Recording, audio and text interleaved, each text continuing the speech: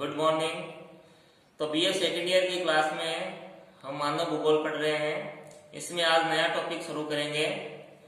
अपने आज पढ़ेंगे मानव भूगोल के सिद्धांत। मानव भूगोल के 3 सिद्धांत बताए गए हैं, देख लिया।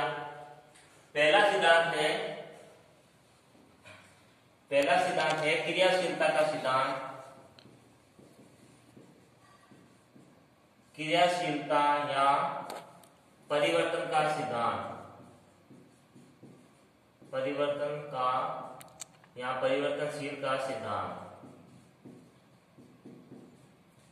दूसरा है पार्थिव एकता या अंतर संबंध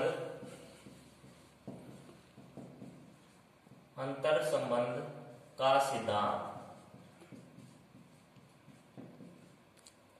तीसरा है वातावरण समायोजन का सिद्धांत। ये मानव भूगोल के सिद्धांत है। मानव भूगोल के सिद्धांत। सबसे पहले हम लेंगे क्रियाशीलता का सिद्धांत।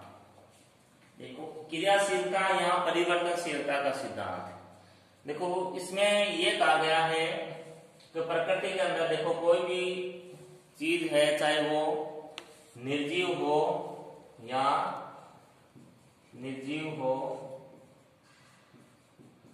या सजीव, सभी में परिवर्तन होता है। सभी में परिवर्तन होता है, मतलब स्थिर कुछ भी नहीं है, सब कुछ परिवर्तनशील है। ठीक है, इसका ये तात्पर्य है। इसमें देखो, जो मनुष्य है उसका भौतिक और जो सांस्कृतिक वातावरण है वो परिवर्तनशील है, मतलब प्रत्येक क्षण उसमें परिवर्तन होता रहता है। चाहे जड़ हो, चेतन हो, प्राकृतिक, सांस्कृतिक आदि जो जितने भी तत्व हैं वो सारे परिवर्तनशील हैं। और हमारे चारों ओर जो वस्तुएं हैं वो सारी परिवर्तनशील हैं। ठीक है, स्थायी कुछ भी नहीं है। अब परिवर्तनशील है, जैसे एक उदाहरण अपने देते हैं। आज से जो 6 महीने पहले है, जो हमारी क्लासें हैं इस तरह इंटरनेट के द्वारा नहीं चलती थी। ठीक है ना, ऑनलाइन क्लासें लगती थी कॉलेज में। बच्चे सारे महाविद्यालय में बैठ के पढ़ते थे, मगर परिवर्तनशील है। ऐसा कुछ समस्या ही हुई तो हमें क्लासें ऑनलाइन लगानी पड़ी। ठीक है, लेकिन ये जो समय परिवर्तन हुआ ये भी स्थायी नहीं है। आने वाले हो सकता है 2 महीने या 3 महीनों बाद क्लासें वापस वैसे ही लगने लगेगी कॉलेज में बैठकर। ठीक है, यानी ये जो समय है वो भी स्थायी नहीं है। एक फ्रांसीसी विद्वान है, संभववादी भूगोलवेत्ता जीन ब्रून्स। जीन ब्रून्स ने कहा है, फ्रांस के है ये। देखो, इन्होंने कहा है प्रत्येक वस्तु या तो बढ़ रही है या घट रही है। वास्तव में कुछ भी गतिहीन या स्थायी, गति रहित या स्थायी नहीं है। ठीक है ना, प्रत्येक वस्तु या तो घट रही है या बढ़ रही है, गतिहीन और स्थायी कुछ भी नहीं है। ठीक है, अब हमारी जो पृथ्वी है वो भी स्थिर नहीं है, गतिशील है। ऐसी कोई भी वस्तु स्थायी नहीं है प्रकृति के अंदर। ठीक है, इसमें आगे देखो, प्रकृति में जो प्रत्येक जीव या पदार्थ है, देखो जो हमारी देखो प्रकृति है, इसमें जो भी जीव या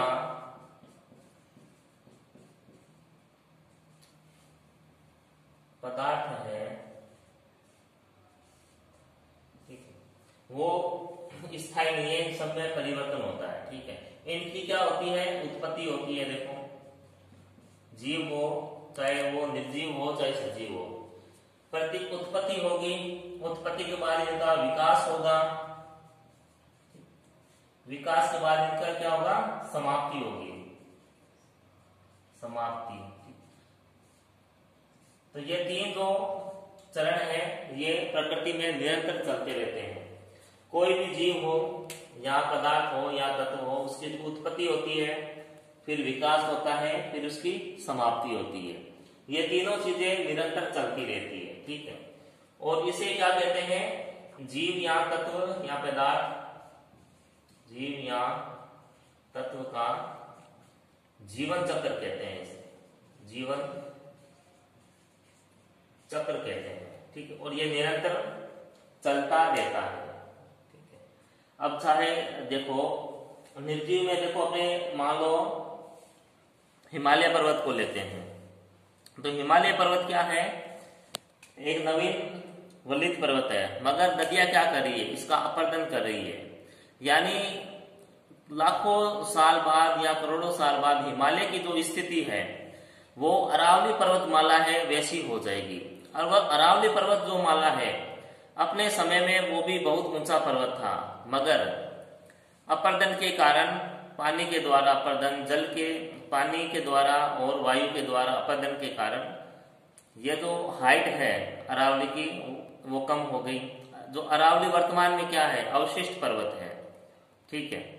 तो वही स्थिति हिमालय के साथ भी होगी। आने वाले समय में हिमालय भी हो सकता है उसकी ये हाइट ना रहे, जो उसकी ऊंचाई है अभी वो ना रहे। यानी सब कुछ परिवर्तनशील है। जिस तरीके से अब देखो जो सूर्य है, सूर्य क्या है? एक तारा है, ठीक है। तो सूर्य जो तारा है उसकी भी जो उससे हमें प्रकाश प्राप्त होता है वो भी एक समय तक प्राप्त होगा। लाखों करोड़ों समय बाद सूर्य से जो प्रकाश हमें मिल रहा है उसकी प्राप्ति हमें नहीं होगी, ठीक है। यानी सब कुछ परिवर्तनशील है, जो आज है वो कल नहीं होगा, ये चीज है। आगे देखो, इसके आगे इसमें भौतिक इसके तीन कारक दिए हैं, ठीक है। प्रकृति में परिवर्तन के लिए अनेक कारक उत्तरदायी है, ठीक है। जो प्रकृति है उसमें परिवर्तन के लिए जो कारक है वो दे रखे हैं। ये इसी के अंदर चल रहा है। प्रकृति में परिवर्तन के लिए कई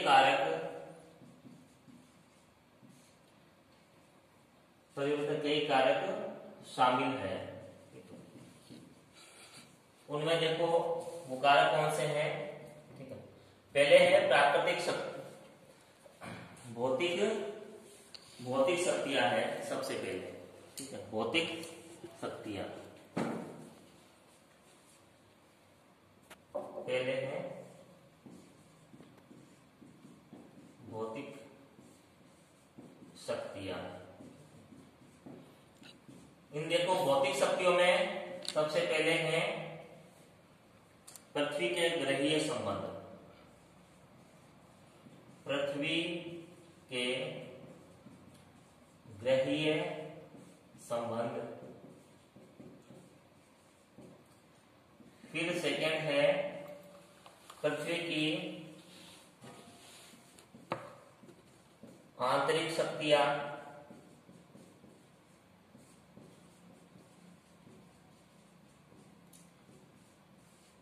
फिर थर्ड है भौतिक शक्तियों में सौर शक्ति,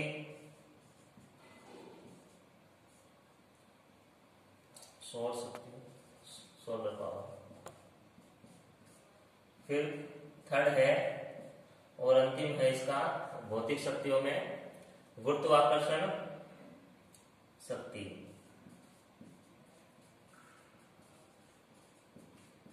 गुरुत्वाकर्षण शक्ति, ठीक है। तो इसके तीन कारक दे रखे हैं। पहला कारक है भौतिक शक्तियां, ठीक। भौतिक शक्तियों को चार भागों में बांटा है। पृथ्वी की ग्रहीय संबंध, पृथ्वी की आंतरिक शक्तियां और सौर शक्ति और गुरुत्वाकर्षण शक्ति। उसके बाद सेकंड है जैविक शक्तियां, जैविक शक्तियां, फिर थर्ड है मानव शक्ति, मानव शक्ति। ये 3 कारक दे रखे हैं प्रकृति में परिवर्तन के लिए। इसमें देखो पहला कारण है ये प्राकृतिक शक्तियां। देखो इसमें है स्थलीय रूप में स्थिर प्रतीत होने वाला पृथ्वी तल स्थिर नहीं है, ठीक है। जो जैसे आंतरिक शक्तियां पृथ्वी की, दो देखो आंतरिक शक्तियां है, ठीक है। भौतिक शक्तियों में पृथ्वी की जो आंतरिक शक्तियां है, आंतरिक शक्तियां, वो देखो क्या करती है, पृथ्वी को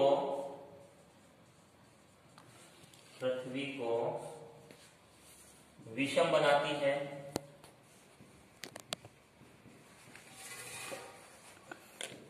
विषम कह दो या असमतल कह दो, कुछ भी कह दो, यानी पृथ्वी पर उथल पुथल लाती है आंतरिक शक्तियां, ठीक है। अब देखो आंतरिक शक्तियों में क्या आएगा, आंतरिक शक्तियों में आएगा एक तो भूकंप, फिर ज्वालामुखी, इसके अलावा जैसे महादेश जनक बल है जो पर्वतों का निर्माण करते हैं वो आएंगे। उसके बाद कुछ होती है बाह्य शक्तियां, आंतरिक शक्तियों के बाद है देखो बाह्य शक्तियां। अब बाह्य शक्तियों में क्या आएगा, अपर्दन आएंगे, ठीक है, अपर्दन अपक्षय वगैरह आएंगे। अब वो किनके द्वारा होता है, जैसे जल हो गया, वायु हो गया, ठीक है, समुद्री जल हो गया, हिमानी हो गया,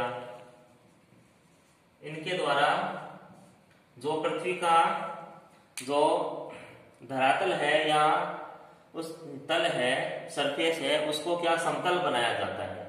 ये आंतरिक शक्तियां क्या करती है, पृथ्वी को विषम बनाती है। और जो बाह्य शक्तियां हैं जैसे जल वायु है, हिमानी है, समुद्री जल है, वो क्या करती है, पृथ्वी को समतल बनाने का कार्य करती है। क्या करती है, समतल बनाती है इसे, ठीक है। तो ये आपके फर्स्ट ईयर में थी, ये चीजें अच्छे से पढ़ी होगी आपने। तो भौतिक शक्तियों में ये चीजें इसमें आती हैं। इसमें देखो पहला पॉइंट है पृथ्वी के ग्रहीय संबंध। देखो पृथ्वी क्या करती है, ग्रहीय संबंध है। जैसे आपको पता है पृथ्वी मतलब 8 ग्रह हैं सौर मंडल में, अपने 8 ग्रह हैं, ठीक है, 8 ग्रह हैं। पृथ्वी भी क्या है, एक ग्रह है, ठीक है। तो पृथ्वी क्या करती है, देखो पृथ्वी 2 गतियां करती है। एक तो देखो घूर्णन गति, घूर्णन गति करती है, ठीक है, रोटेट। एक करती है परिक्रमण गति, परिक्रमण गति, ये 2 गतियां करती है, ठीक है। घूर्णन गति में क्या करती है, पृथ्वी अपने अक्ष पर घूमती है बस, ठीक है। परिक्रमण में सूर्य के चारों ओर घूमती है, सूर्य के चारों ओर, ठीक है। देखो क्या परिवर्तन हो रहा है, देखो घूर्णन गति से क्या बनते हैं, दिन और रात, दिन और रात का निर्माण होता है। और जबकि परिक्रमण गति से ऋतु परिवर्तित होती है, ठीक है, ऋतु परिवर्तन होता है।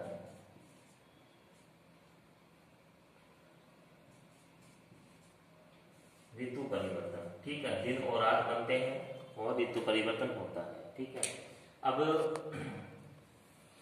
क्या है सिद्धांत का नाम, क्रियाशीलता या परिवर्तन का सिद्धांत, यानी यह परिवर्तन होता है। पृथ्वी भी मतलब स्थायी नहीं है, 2 गतियां कर रही है, घूर्णन गति भी कर रही है और परिक्रमण गति भी कर रही है, दिन रात भी बन रहे हैं और ऋतु भी परिवर्तित हो रही है। यह है पृथ्वी के ग्रहीय संबंध, ठीक है। इसमें देखो नेक्स्ट है अब पृथ्वी की आंतरिक शक्तियां। अब पृथ्वी की आंतरिक शक्तियां का मैंने आपको बता ही दिया है, ठीक है। पृथ्वी की जो आंतरिक शक्तियां है उनमें देखो एक महादेश जनक बल होता है, महादेश देश जनक बल, ठीक है। अब इनसे क्या होता है, पर्वत निर्माण होता है, पर्वत निर्माण, ठीक है। अब देखो पर्वतों का जो निर्माण है ना वो सडन नहीं होता है, ठीक है, काफी स्लो होता है, धीरे धीरे होता है। मतलब कि जो आंतरिक शक्तियां हैं वो क्या करती है, अपना कार्य बहुत धीमा करती है, बहुत स्लो करती है, हमें दिखाई नहीं देता। अब जैसे हिमालय की उत्पत्ति हुई है तो वो सडन नहीं हुई, अचानक नहीं हुई है, लाखों करोड़ों साल हिमालय को बनने में लगे हैं, ठीक है। और जो बाह्य शक्तियां हैं वो क्या करती है, समतल बनाने का कार्य करती है पृथ्वी के धरातल को, ठीक है। तो ये इसमें पृथ्वी की आंतरिक शक्तियां हैं। फिर देखो सौर शक्ति, ठीक है, इंसोलेशन। तो पृथ्वी के धरातल एवं वायुमंडल में होने वाले विभिन्न परिवर्तनों का प्रमुख कारक सूर्य है, ठीक है। अब देखो जो सूर्य है वो पृथ्वी पर उसका प्रत्यक्ष प्रभाव पड़ता है। अब जब सूर्य नहीं होगा तो पृथ्वी, मुझे नहीं लगता पृथ्वी बच पाएगी। जब तक सूर्य है तभी तक पृथ्वी का अस्तित्व है, सूर्य समाप्त हो पृथ्वी भी समाप्त हो जाएगी। क्योंकि हमारा जो वातावरण है, जो भी जलवायु है, वर्षा है, आर्द्रता है, तापमान है, जो कुछ भी है, जैसे पौधे अपना भोजन बनाते हैं, सब कुछ सूर्य पर ही निर्भर करता है। वायु दाब है, सब कुछ सूर्य पर निर्भर है, ठीक है। जब सूर्य नहीं होगा तो मुश्किल हो जाएगा पृथ्वी पर रहना। तो सूर्य पृथ्वी के धरातल पर होने वाले समस्त परिवर्तनों का नियंत्रण करता एवं संचालन करता माना जाता है, ठीक है। फिर लेते हैं अपने गुरुत्वाकर्षण शक्ति, ठीक है। अब देखो गुरुत्वाकर्षण शक्ति क्या है, पृथ्वी की सतह या वायुमंडल में स्थित विभिन्न तत्वों को पृथ्वी द्वारा अपनी ओर खींचने की शक्ति को गुरुत्वाकर्षण शक्ति कहते हैं। पृथ्वी के धरातल पर स्थित प्रत्येक वस्तु इसी के शक्ति के कारण संतुलित अवस्था में पाई जाती है, ठीक है। अब जैसे हमारा वायुमंडल है, ठीक है। अब वायुमंडल कहते हैं ना, ये पृथ्वी पर वायुमंडल है जो हमारा टिका हुआ है, वो क्यों टिका हुआ है, गुरुत्वाकर्षण बल के कारण टिका हुआ है।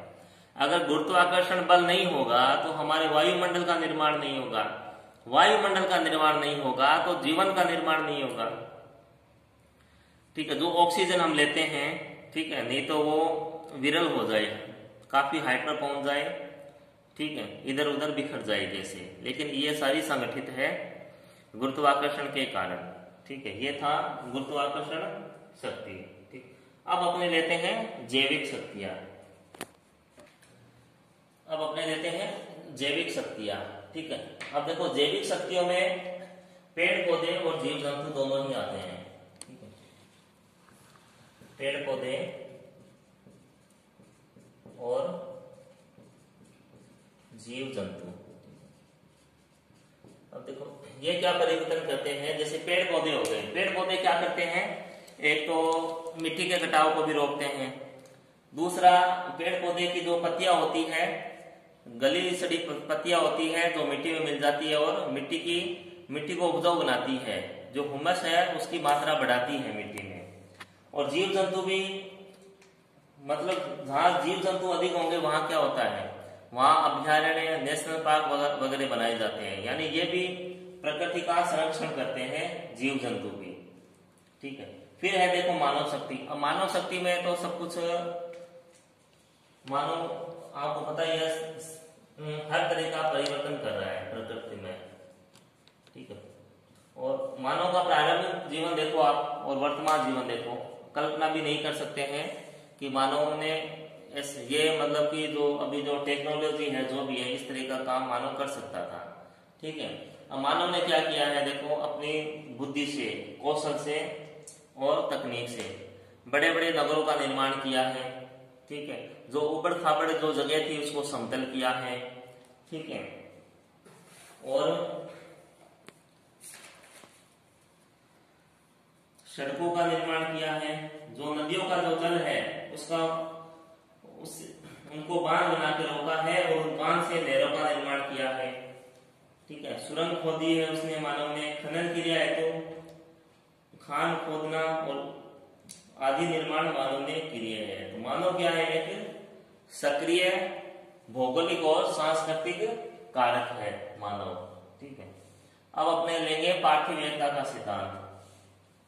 पार्थिव एकता या अंतर संबंध का सिद्धांत। ये पहली यूनिट आज खत्म हो जाएगी आपकी, कल से सेकंड यूनिट शुरू करेंगे अपने। सेकंड है देखो पार्थिव एकता या अंतर संबंध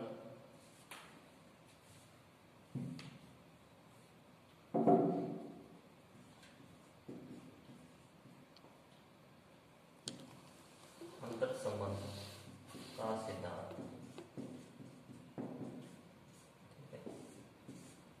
अब इसमें देखो अंतर संबंध का सिद्धांत, इसमें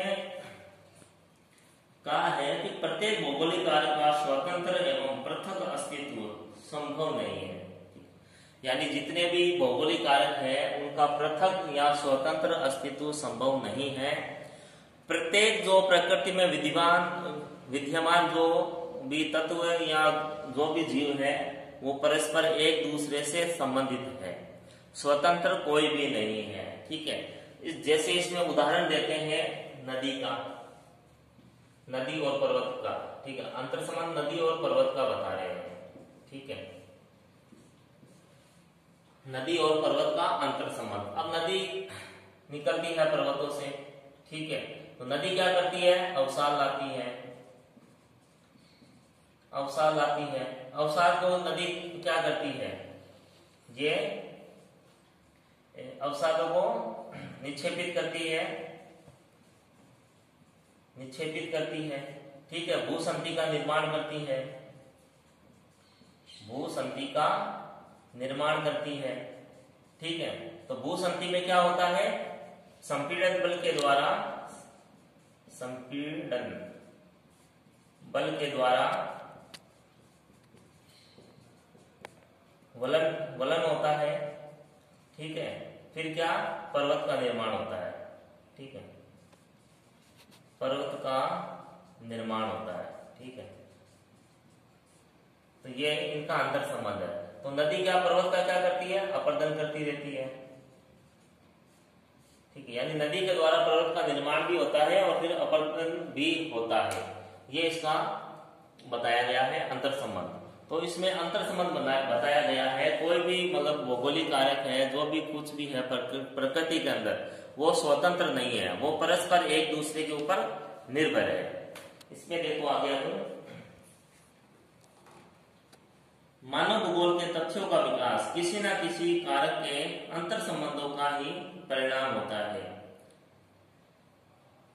इसी कारण हम किसी भी भौगोलिक कारक का विश्लेषण करते समय उन कारकों का अवश्य अध्ययन करते हैं जो उनको प्रभावित करते हैं। जैसे उदाहरण दिया है, किसी भी देश में या प्रदेश में निवास करने वाले मानव के रहन सहन, जीवन, खान पान, वेशभूषा, सामाजिक व्यवस्था आदि पर विभिन्न भौगोलिक दशाओं का प्रभाव पड़ता है तथा स्वयं मनुष्य भी अपने विवेक और तकनीकी के आधार पर भौगोलिक कारकों को प्रभावित करता है।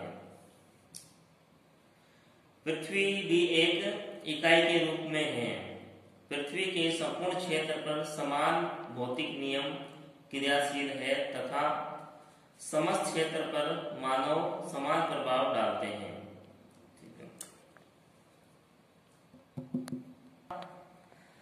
जैसे इसमें आगे उदाहरण दिया है, देखो मिट्टी के निर्माण में, देखो मिट्टी के निर्माण में जलवायु, वनस्पति का योग होता है। ठीक है, लेकिन मिट्टी क्या करती है? वनस्पति को प्रभावित करती है। ठीक है, मिट्टी क्या करती है? वनस्पति को प्रभावित करती है। उसके बाद जैसे पर्वतों का निर्माण है, ठीक है, जैसे जलवायु के विभिन्न कारकों के द्वारा, जो जलवायु है, जलवायु के विभिन्न कारकों द्वारा भू आकृतियों का निर्माण होता है, ठीक है, भू आकृतियों का निर्माण होता है, ठीक है, मगर ठीक है, जो भू आकृतियां हैं, ठीक है, जो भू आकृतियां हैं वो किसे प्रभावित करती है? जलवायु को प्रभावित करती है, प्रभावित करती है, ठीक है। अब जैसे जलवायु को प्रभावित कैसे करेगी, जैसे हिमालय की बात करें अपने, अगर जैसे हिमालय पर्वत है, अब हिमालय पर्वत जल विभाजक का कार्य, जलवायु विभाजन का कार्य करता है। अब जो मानसून आता है हमारे देश में, अभी मानसून का समय चल रहा है, तो मानसूनी हवाओं को हिमालय क्या करता है, यह मध्य एशिया में जाने से रोकता है, ठीक है। तो मानसूनी जो हवाओं से सारी बरसात है वो हिंदुस्तान में होती है। उसके बाद जो मध्य एशिया से जो शीतल वायु है, जो साइबेरिया से जो ठंडी हवाएं आते हैं, उन हवाओं को हिमालय हमारे भारत देश में आने से रोकता है, ठीक है, ये हो गया। दूसरा एक और उदाहरण, जैसे अरावली पर्वत श्रेणी लेते हैं। अब अरावली पर्वत श्रेणी क्या करती है, वो मानसूनी हवाओं को राजस्थान में रोक नहीं पाती, ठीक है, उनके समानांतर है। तो मानसूनी हवाएं नहीं रुकने के कारण क्या होता है, जो राजस्थान का जो पश्चिमी भाग है वो मतलब कि बिना वर्षा के ही रहता है, वहां अधिक वर्षा नहीं हो पाती, इसलिए वो जो क्षेत्र है पश्चिमी राजस्थान वो मरुस्थलीय क्षेत्र है, ठीक है। इस तरीके से भू आकृतियां भी जलवायु को प्रभावित करती है, ठीक है। अब नेक्स्ट है अपना अंतिम है टॉपिक, वातावरण समायोजन का सिद्धांत, ठीक है। जैसे कि इसके नाम से पता चलता है वातावरण के साथ समायोजन, तो अलग अलग प्रदेश के जो निवासी होते हैं वो अलग अलग तरीके से समायोजन करते हैं। तीसरा और अंतिम है वातावरण समायोजन का सिद्धांत। देखो इसको देखते हैं इसमें। तो देखो वातावरण समायोजन का सिद्धांत है, इसमें देखो पृथ्वी के धरातल के विभिन्न भागों का अध्ययन भूगोल का प्रमुख उद्देश्य है। मानव भूगोल में मानव की केंद्रीय स्थिति मानकर धरातल के परिवर्तनशील स्वरूपों का अध्ययन एवं व्याख्या की जाती है। इसमें देखो जो पृथ्वी है, पृथ्वी का जो ऊपरी हिस्सा है, ठीक है, यहाँ मतलब पृथ्वी के ऊपर हर जगह विषमताएं है, समानताएं नहीं है। अब जैसे ऊपरी हिस्सा है पृथ्वी का, ठीक है, पृथ्वी की परपटी कह देते हैं, यानी ऊपरी हिस्सा, ठीक, उसमें क्या विषमताएं हैं, विषमताएं हैं। अब विषमताएं कैसी है, अब देखो कहीं पर्वत है, कहीं नदियां है, ठीक है, कहीं पर महासागर है, कहीं पर जंगल है, ठीक है, ये विषमताएं हैं, ठीक है। उसी तरह से जो मानव का जो सांस्कृतिक जो पर्यावरण है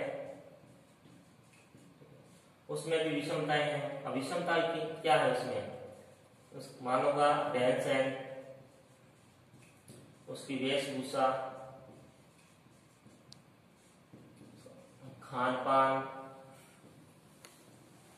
ठीक है, मानव के उद्योग,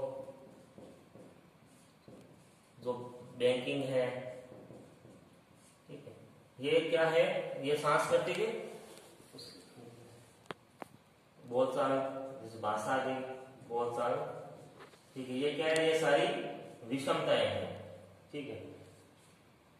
लेकिन मानव क्या करता है, अब एक स्थान से दूसरे स्थान पर जब मानव जाता है तो वो समायोजन करने की कोशिश करता है, ठीक है। अगर जैसे भूमध्य रेखा है, ठीक है, भूमध्य रेखा की क्या कंडीशन है, भूमध्य रेखा, इस पर वातावरण कैसा होता है, देखो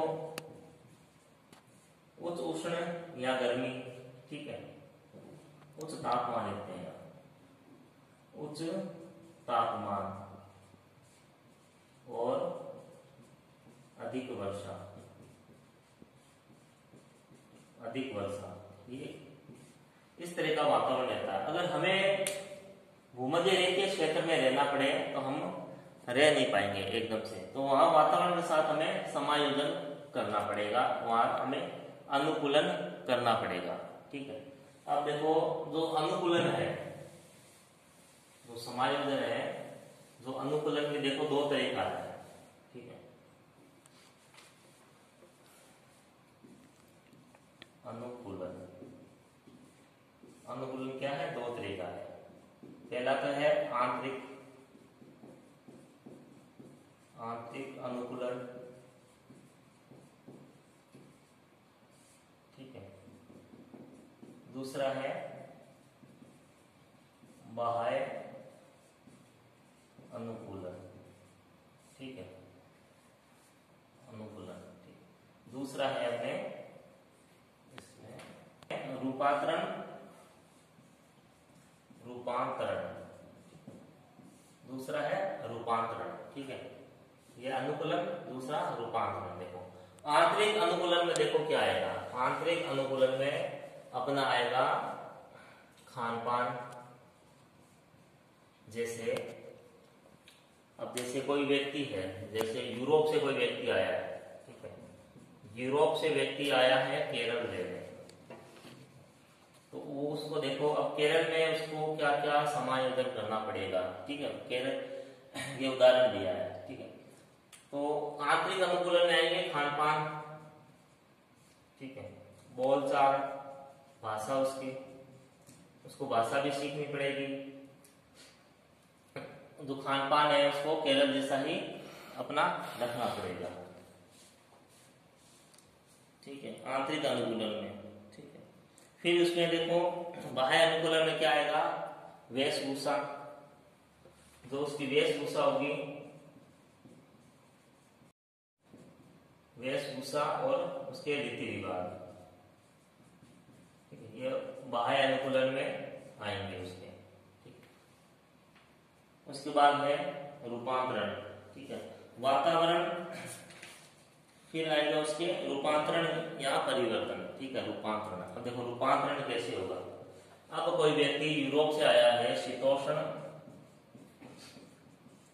शीतोष्ण कटिबंध से, यहाँ, ठीक है, शीतोष्ण कटिबंध से, यानी वहां सर्दी बहुत होती है, तो वो अपने आप को केरल में कैसे समायोजित करेगा,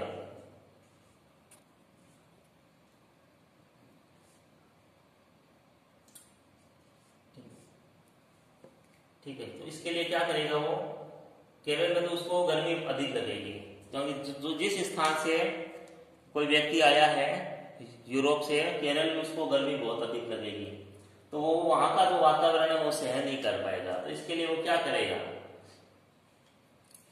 वो इसके लिए कुछ अल्टरनेट ढूंढेगा, जैसे घर में एसी लगाएगा, वो ठंडे वातावरण में रहना पसंद करेगा, इस तरीके से वो समायोजन करेगा, इसे रूपांतरण कहते हैं, ठीक है। अब जैसे एस्किमो लोग हैं, वो क्या करते हैं, बहुत ही अधिक शीत प्रदेशों में वो रहते हैं, -50 डिग्री तक वहां टेम्परेचर रहता है, तो वो पशुओं की खाल पहनते हैं, ठीक है, और भोजन में क्या लेते हैं, वो मछली का प्रयोग करते हैं भोजन में, क्योंकि वनस्पति तो वहां होती नहीं है इतनी सर्दी वाले इलाकों में, ठीक है। घर किससे बनाते हैं, बर्फ से बनाते हैं अपने घर, और घरों के अंदर क्या करते हैं, जो सील मछली होती है उसकी चर्बी को जलाकर अपने घरों को गर्म रखते हैं, तो इस तरीके से वो समायोजन करते हैं। और इसके विपरीत देखो आप, जैसे बुशमैन जनजाति है कालाहारी मरुस्थल में, वो क्या करती है, वो वस्त्र बहुत कम पहनती है, अर्धनग्न रहते हैं वो, ठीक है। और उनका जैसे एस्किमो और बुशमैन, ठीक है, तो इनका वातावरण पूरा ही अलग है। एस्किमो